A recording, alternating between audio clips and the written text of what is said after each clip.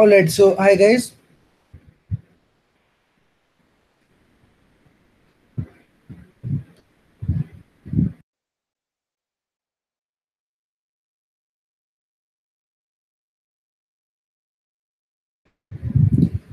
Let's get started. So let me quickly share my screen with you and we'll start.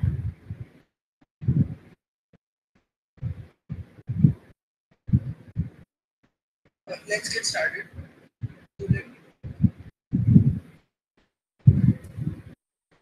Right, so first we'll be going through the basics of web development. So for everybody who took the web development workshop this month, this is going to be a quick recap into what web development is and everything that we have covered in the course.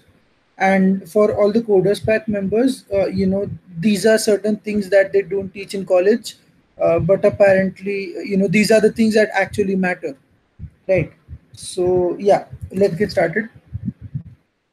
The first thing that we're going to do is I'll quickly pull up some random images and I'll tell you what those are. So .in is the .in domain extension, and this is managed by our government.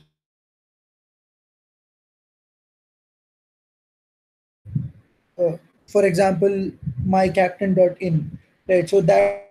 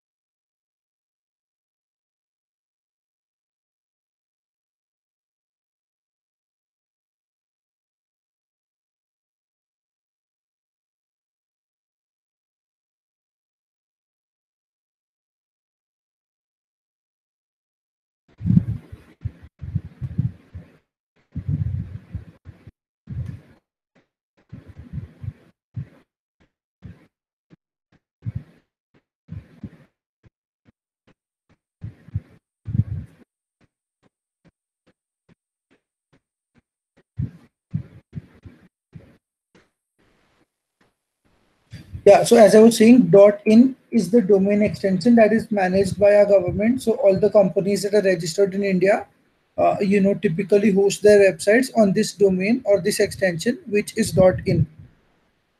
Then W3C is the World Wide Web Consortium, and this body is basically responsible for developing or giving all the standards that are used for web development. So HTML5, CSS3, and all these are approved by W3C, right? All the languages and all the platforms or technologies that are used for web development are approved by W3C. Then GoDaddy is one of the biggest, domain and hosting service provider. So we'll be taking a look at how to buy, how to purchase domain and hosting, and how to put everything online on GoDaddy in a few minutes.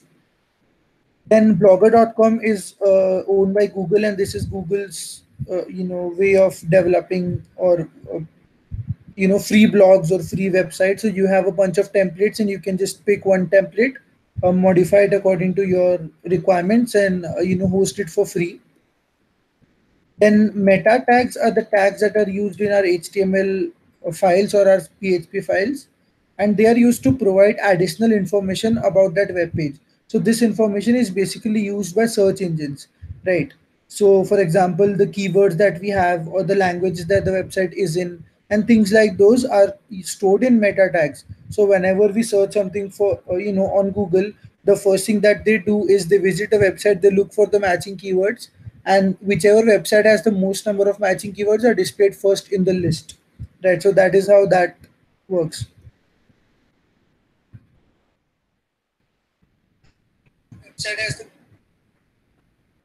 Right, so what is this session about? Again, as I said, this session is about an introduction to web development, followed by a quick hands-on on how to put the website online.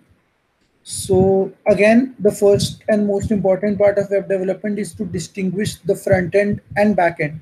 So front end is basically what the user gets to see, and backend is basically the part where all the functionality is. So the user is only concerned with maybe clicking the submit button of a form, and storing the entire data or processing that data after the submission is what backend is about, right?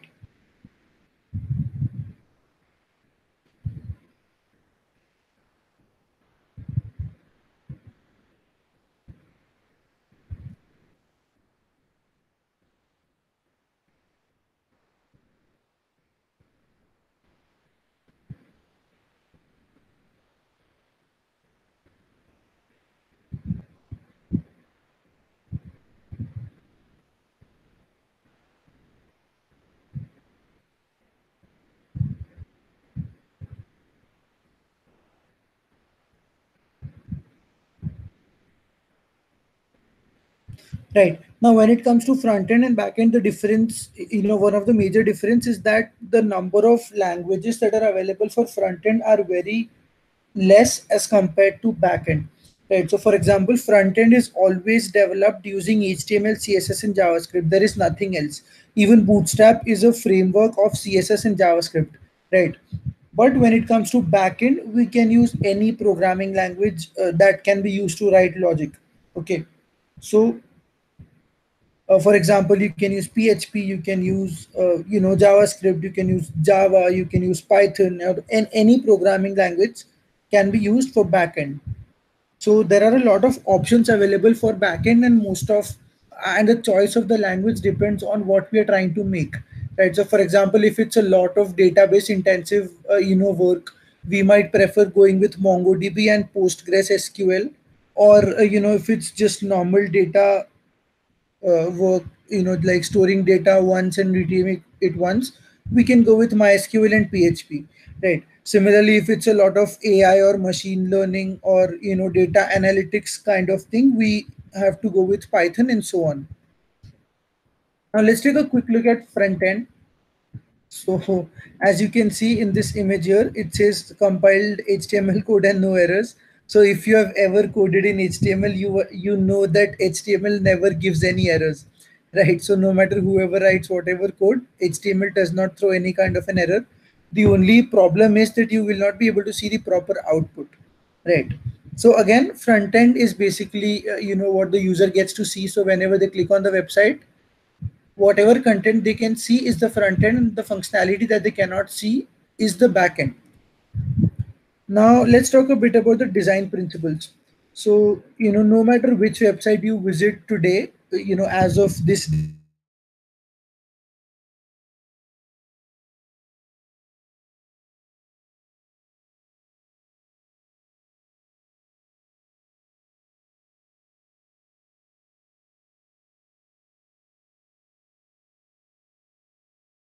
then we have articles. Now articles are the main content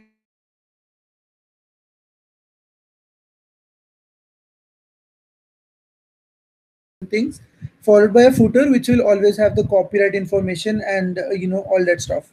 So this is the basic layout of every single website that exists today.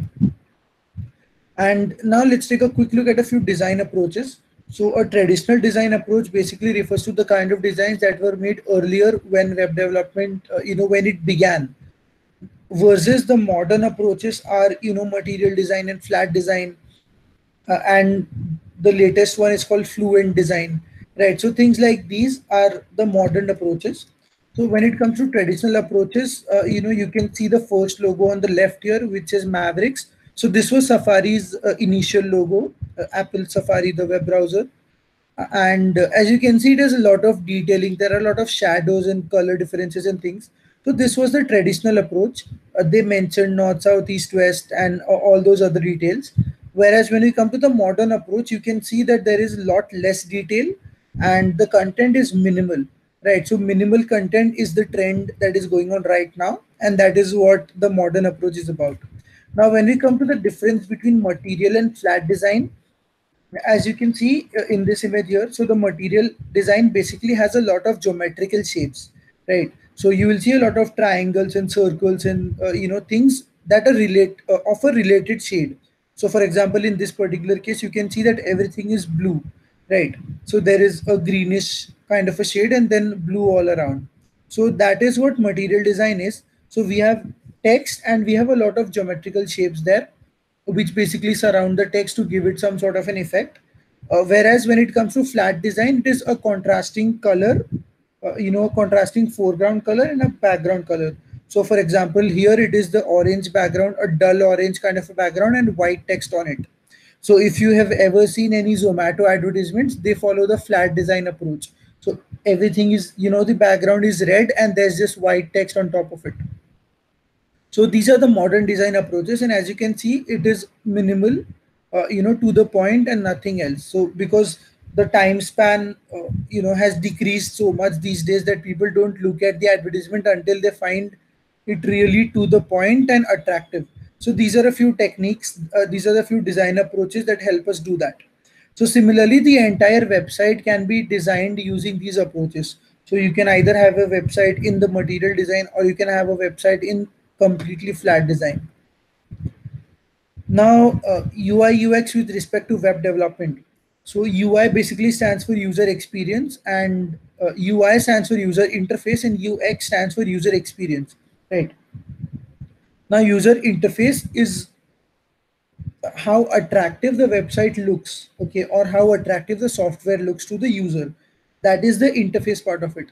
User experience is how easy it is for the user to use it. So just because it looks good does not mean it is easy to use, right? So user experience is a broader term. So user experience has a lot of steps, and and developing a good user interface is one of those steps. So for example, as you can see in this ketchup bottles here, the glass or the solid ketchup bottle, the upside down ketchup bottle looks good. The UI is good, but for using the bottle, you have to turn it around every single time. So that is bad user experience.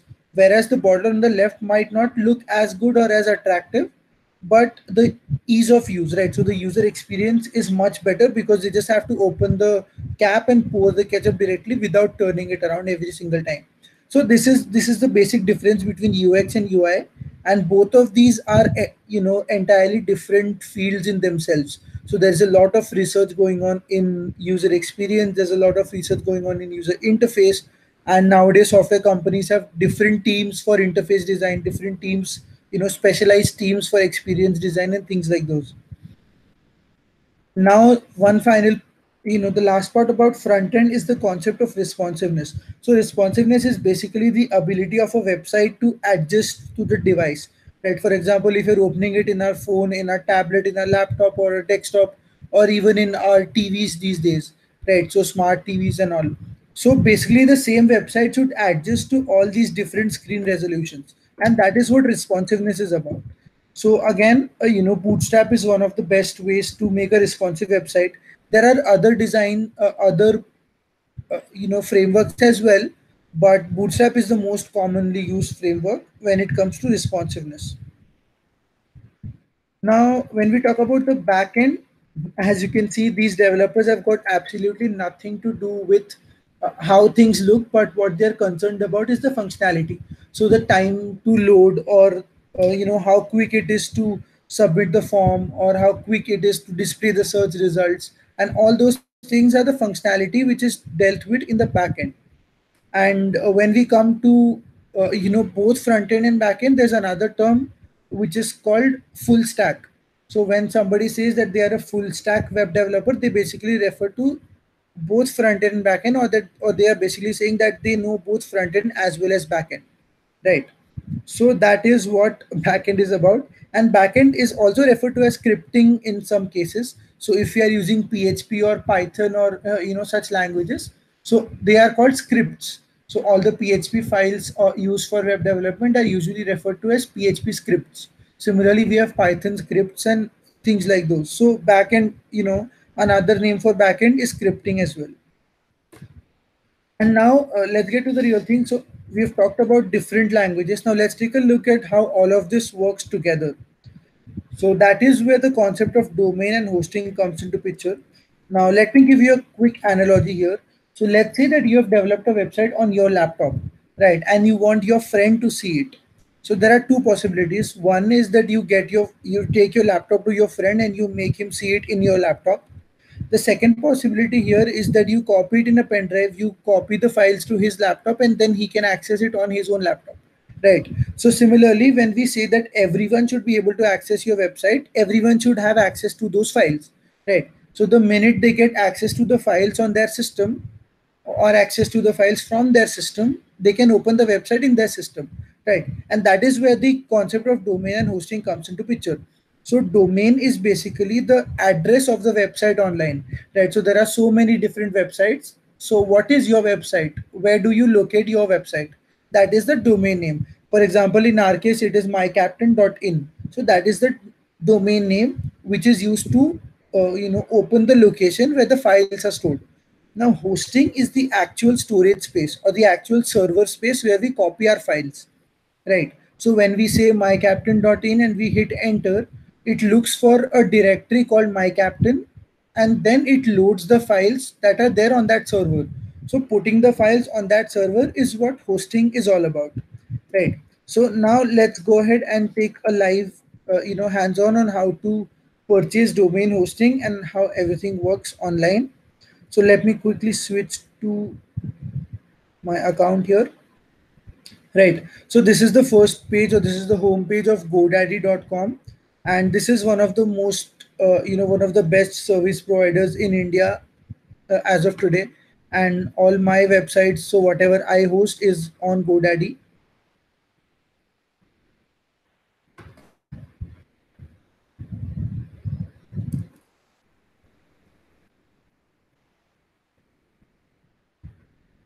So yeah, this is how the first page looks like, and all you have to do is just type whatever domain name you want.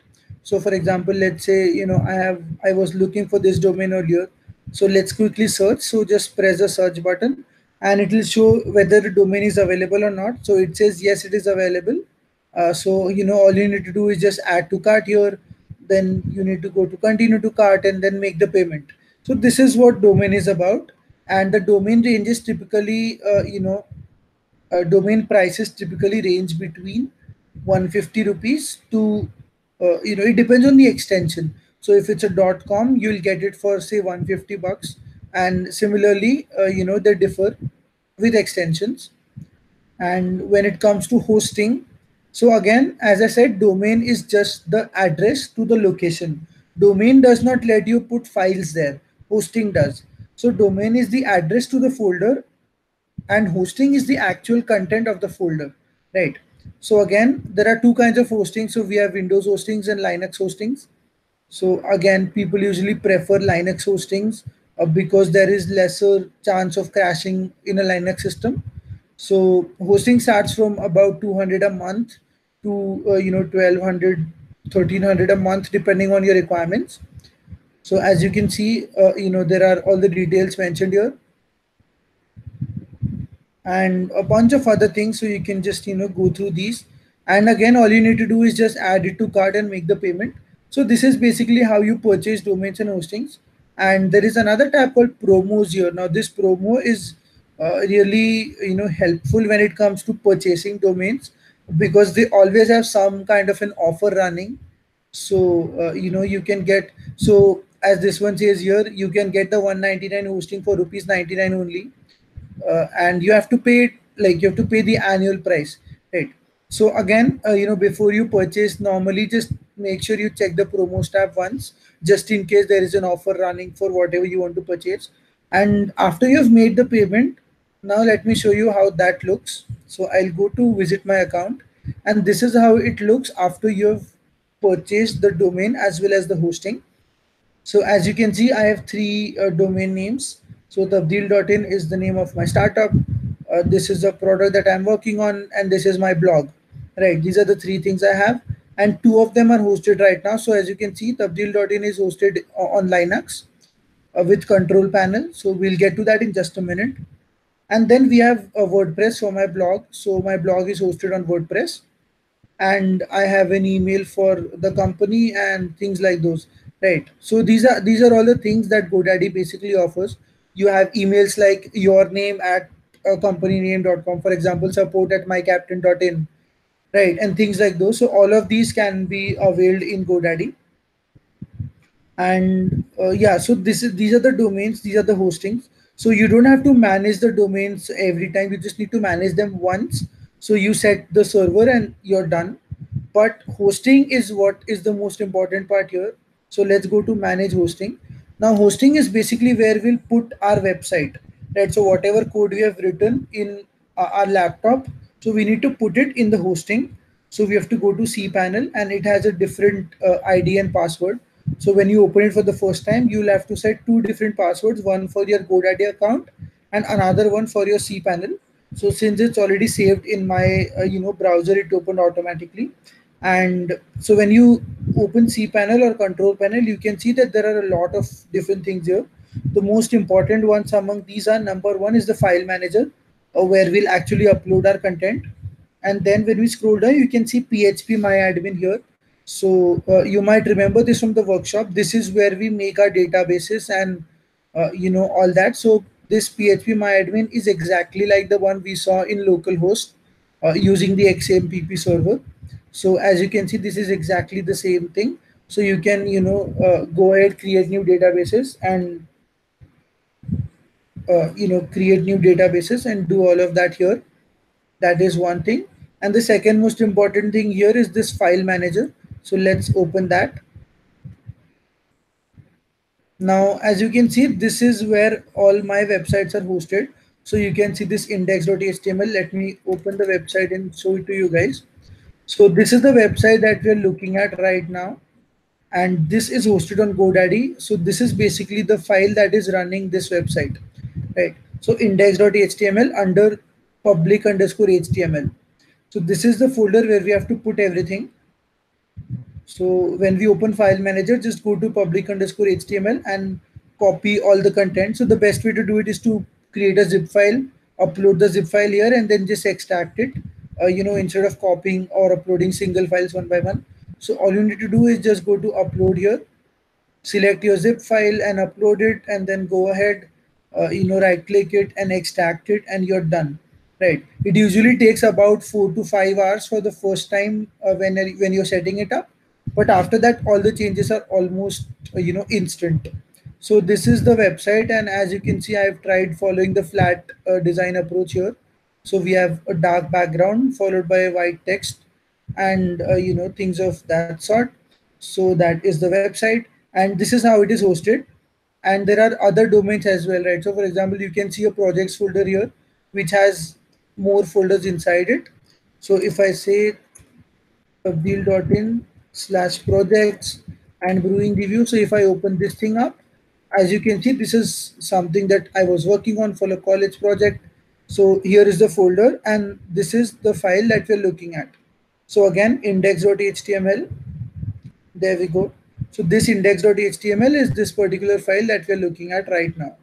So again, if I delete this file from here, it will say that resource not found. So let me not do that, because I still have to submit that project. So as you can see, I have a bunch of projects hosted on my website, and that is how the entire hosting works.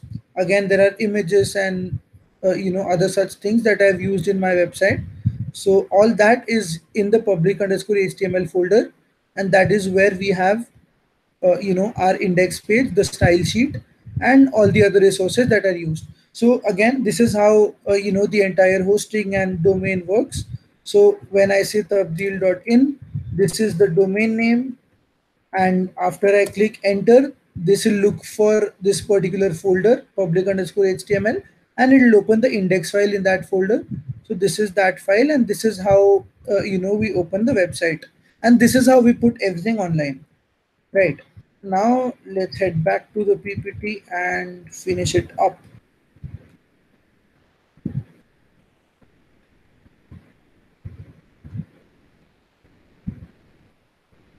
Right. So now let's take a quick look at a typical day in a web developer's life. So if you would have followed the MyCaptain Instagram page, I did the takeover last week. So where we had a day in a developer's life.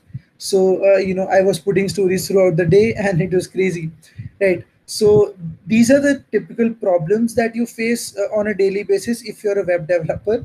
So one of the most important or the most troubling problems is responsiveness, because every single device has a different screen resolution, and ensuring that your website works on every single device is a really tough task, right? So as this image here says, here are a few devices to test your site.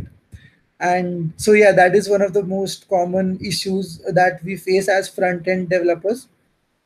And then this is another image which basically points to how the life of a web developer is. So all my friends think that I am a tech genius and I can hack anything and things like that. And but at the end of the day, what I actually do is I sit and debug all the websites, right? So whatever is wrong with the website, I sit and try to correct it.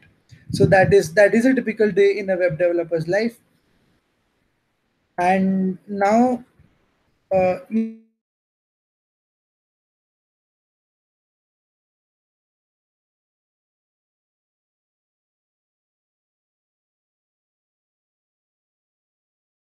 if you have any doubts with whatever we have covered in this discussion, just put them in the WhatsApp group and I'll answer them there. And yeah, so that was it. I think 30 minutes is, yep, 30 minutes was the time. So yeah, 30 minutes is a good enough time. And I hope you guys have now understood how, the introduction to web development and how things actually work together. So yeah, thank you so much for attending the session. Again, if you have any doubts, just head to the WhatsApp group and put them there. So I'll take a look at them in the WhatsApp group. So we'll be having regular discussions from now on. So I'll try to have a live every 15 or 20 days.